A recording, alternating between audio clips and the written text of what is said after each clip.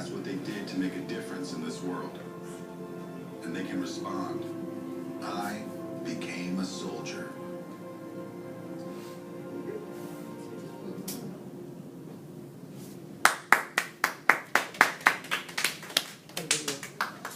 Good morning. Good morning. Good morning. My name is Daniel, and I'm here to try to persuade people to take a different look on the military. There are some people today that only thing they believe is that the Army only shows you how to kill people, and that when you come out of the Army, you come out messed up and crazy, and all you want to do is kill yourself and others around you. Well, basically, that's not the truth. I'm a perfect example. I was in the military for 2 years. I've been in Afghanistan, 27 confirmed kills, 13 unconfirmed. I went through every single possible training that was allowed me, and I was one of the fastest upcoming soldiers. I was going to make record time in becoming a sergeant within 2.5 years. I was on my way for sniper school, and then I was going to qualify for special forces right after jump school, which is airborne for most people. The Army teaches you teamwork, self-discipline, and they train you for any possible situation that you might face in the world. Yes, we do have to go into combat situations to defend our country, defend our fellow humans in conflicts that happen across the world. But the Army also offers training to be doctors, nurses, lawyers, engineers, like you saw in the video. And I just wish that more people would be open-minded and try to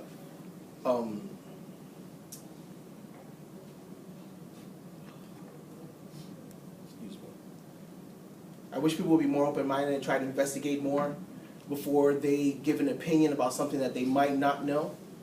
The military right now, I lost a lung in Afghanistan. I caught a bacteria that almost killed me. And I got sent home, and right now I'm here on the military's dime. Because of my condition and because of what happened to me in the military, I was given the opportunity to study in the university, and right now I'm going for my bachelor's degree in business management and administration. They cover all my tuition, they cover all of my books, they pay me my time in class, and right now I'm at 100%, which basically means that I qualify for the full amount that I get paid for coming to school. And I'm gonna tell you anyway, it's $1,683 that I get paid a month just for coming to school. And that doesn't include the work-study program, which you also qualify for as a veteran, where while you're studying, you get set to work in different offices that are run by the government based on military credentials. And that's another $800 you get paid a month for studying that. And on top of that, because of my condition, I've been compensated 50% disability, which is another $1,200 and change.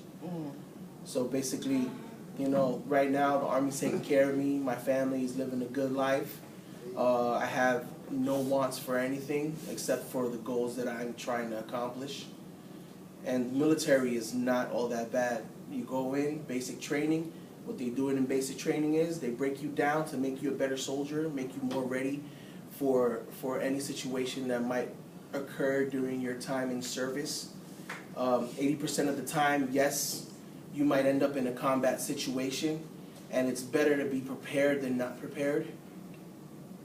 There's a saying in the military, it's called knowing is half the battle. And that's true for every strategy that pertains to the military. Everything is done on intelligence. It's based on what information is coming out of the other side. So you don't go in there blind like most people say. You don't go in to get blown up or to kill children or any of that mess. You know, a lot of it also is enemy propaganda. They sometimes set up certain things a certain way where it looks as though the United States or whatever country that they're at war with at the time is responsible for certain things.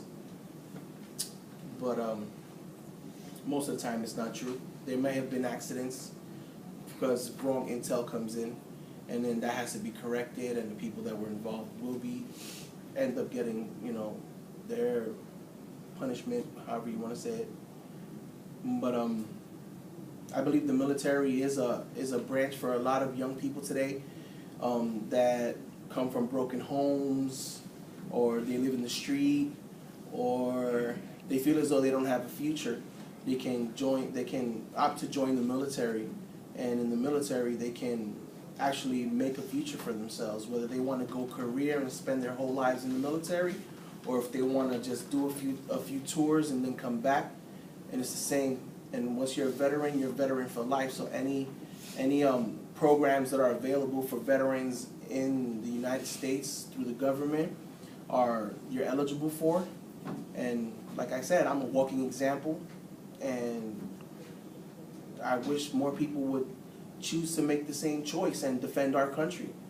We're fighting for your rights to freedom of speech, to bear arms, to go to school wherever you want, to date who you want, marry who you want. You know, if we weren't there to fight the battles against the people that are trying to oppress things like that, who knows what the world would be like now. Any questions? I have a question. Yeah.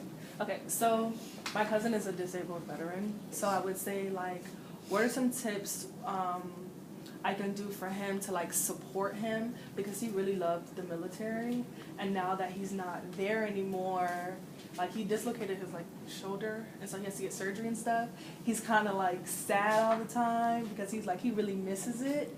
So he was there for like 4 years in the military. So what do you think that I should do to kind of, like, encourage him to kind of, you know? Your cousin, you said? Yeah, my cousin, yeah.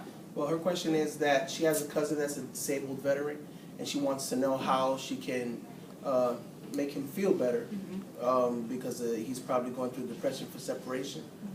Well, I went through the same thing. I really love the military. On my mother's side of the family, everybody's basically military, Navy, Army, Air Force, you name it, they've been it. And it can be very difficult, and it's hard to adjust.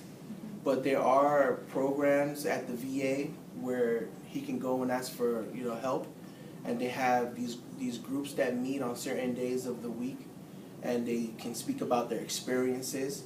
And you as well, as a person, you can look these things up. You can go to your nearest veterans hospital. It's free for everyone to go in with no problem. And there are all types of brochures and information that you can ask for at the help desk that'll help you out with any situation you might feel you can get involved with. Two questions. First question, I have family, well, I have a cousin who's in the Air Force, and his brother was in the Air Force. But how long do you have to be in there to really qualify as a veteran? So your question is, how much time in do you have to be qualified as a veteran? Right. Well, right now I'm working currently at the Career Source in Tampa Bay, in the veterans offices, and the qualifications to be considered a veteran is 160 to 180 days time in. So basically basic training, once you start basic training, it counts as time in. Basic training is 6 months. So if you actually qualified and you did your entire basic training before you got hurt or any type of thing that occurred to you during the military, you're considered a veteran because it's more than 160 days.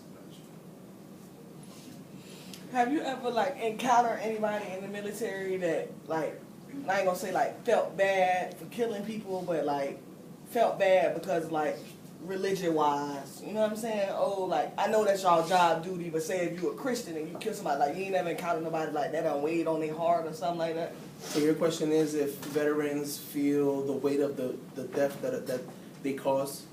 Yeah, it happens to all of us. You know, me personally, I did a few damages myself, and I'm Roman Catholic, born and bred, raised as a Catholic, and we do have services and there for the religion that you practice, and there's also a chaplain for every type of religion that there is, you know, that people follow, and they're kind of, in a way, they're kind of like your priest and your counselor at the same time, where they'll give you service, you know, they'll confess you, they'll speak to you about about certain different things that occur, that can occur to you, you know, in that situation.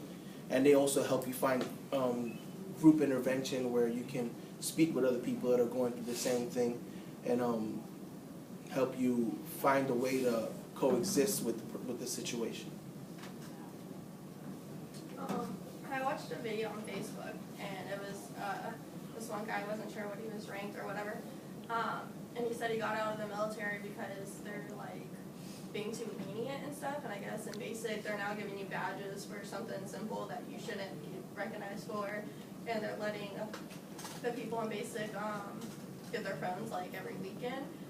Do you agree with how he got out and how, like what he thinks of like how they're treating like the new people in the generation, or do you think So your question is that, do I agree with him are they being saying too that they're being too or- lenient in the military?